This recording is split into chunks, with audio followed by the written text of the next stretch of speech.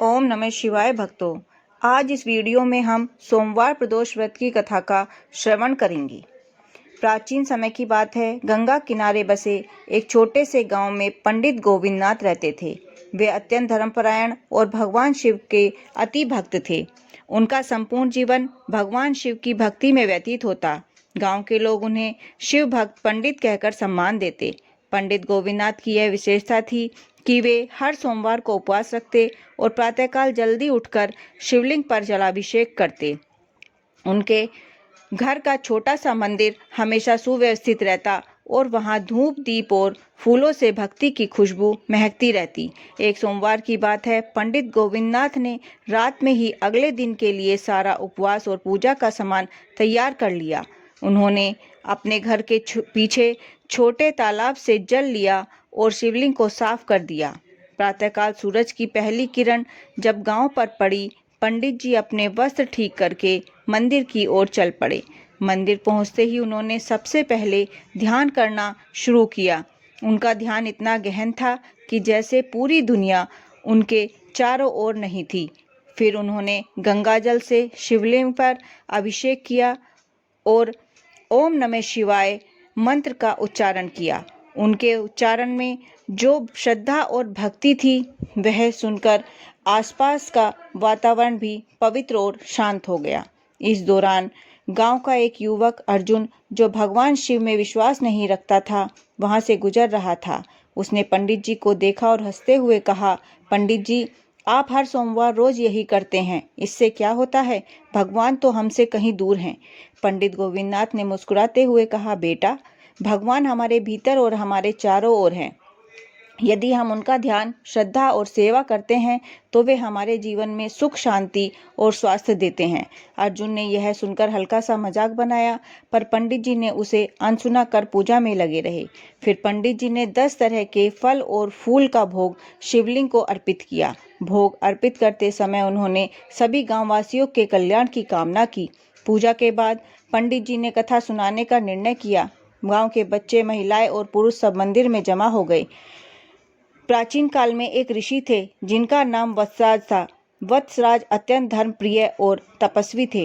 उन्होंने अपने जीवन को भगवान शिव की भक्ति में समर्पित कर दिया। एक दिन उन्होंने देखा कि गांव में लोग स्वास्थ्य और सुख के लिए परेशान थे। उन्होंने विचार किया कि उन्हें भगवान शिव की शक्ति से सुरक्षित किया जा सकता है। वह ऋषि रोज सोमवार को प्रातःकाल उठकर शिवलिंग पर जलाभिषेक करते और रुद्राभिषेक के मंत्र उच्चारण से भगवान शिव को प्रसन्न करते। उनकी भक्ति इतनी गहरी थी कि भगवान शिव स्वयं उनके सामने प्रकट हुए और कहा, हे वत्सराज, तुम्हारी भक्ति अति गहन और निष्कलंक है। मैं तुम्हारे गांव को शांति और समृद्धि देने हेतु आ रहा हूँ। भगवान शिव ने वत्सराज को आशीर्वाद दिया कि जो भी व्यक्ति सोमवार का व्रत रखेगा, जो प्रातः काल उठकर शिवलिंग पर जलाभिषेक करेगा और सच्चे मन से शिव की पूजा करेगा, उसे स्वास्थ्य, दीर्घायु और सफलता प्राप्त होगी। इस प्रकार वत्सराज की भक्ति से गांव में समृद्धि आई।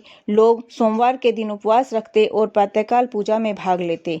जो व्यक्ति नियमित रूप से यह भक्ति करता, वह जीवन में सुख, शांति और मानसिक शक्ति का अनुभव करता।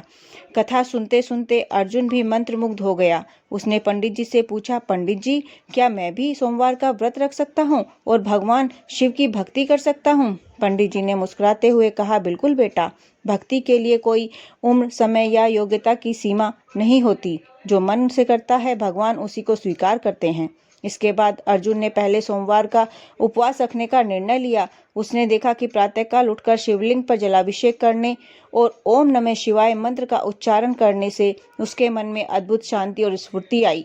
उसे महसूस हुआ कि भगवान शिव की भक्ति जीवन में कितनी शक्ति और आनंद ला सकती है। समय बीतता गया और अर्जुन नियमित रूप से सोमवार का व्रत रखने लगा। उसका स्वास्थ्य सुधरा, उसके कामों में सफलता आई और उसका मन भी शांत और संयमित हुआ। गांव के लोग देखकर प्रेरित हुए और उन्होंने भी सोमवार का व्रत रखना शुरू किया। इस प्रकार पंडित गोविंदनाथ की भक्ति और वत्सराज ऋषि की कथा से यह सिद्ध हुआ कि सोमवार का व्रत और प्रातःकाल शिवलिंग की पूजा व्यक्ति के जीवन में सुख, स्वास्थ्य और समृद्धि लाने का उत्तम मार्ग है।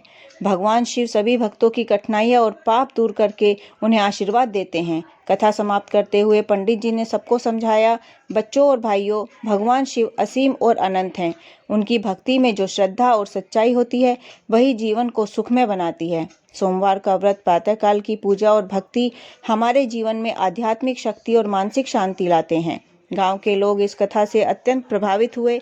उन्होंने निर्णय किया कि वे भी सोमवार का व्रत रखेंगे और अपने जीवन में भक्ति, सेवा और संयम का मार्ग अपनाएंगे। अर्जुन ने तो अपने जीवन में शिव भक्ति को अपने परिवार और मित्रों के साथ साझा करना शुरू कर दिया। इस प्रकार सोमवार प्रातःकाल की पूजा और व्रत की महिमा का प्रचार संपूर्ण गांव में फैल गया। सभी लोग इस दिन को पवित्र मानकर उपवास रखते और प्रातःकाल शिवलिंग की पूजा करते।